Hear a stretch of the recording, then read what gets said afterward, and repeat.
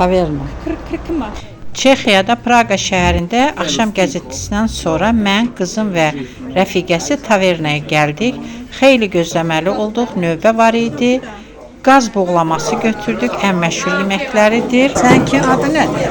Benimki marine edilmiş proje. Bu ağ dilimlər isə Çex çörəyidir. İyi değilim ben, hiç iyi olmadım. Sen gittiğinden beri hiç hayal kurmadım.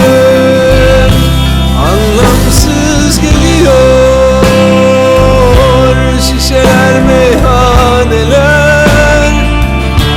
Bana sen lazımsın, sen lazımsın, sen lazımsın sen.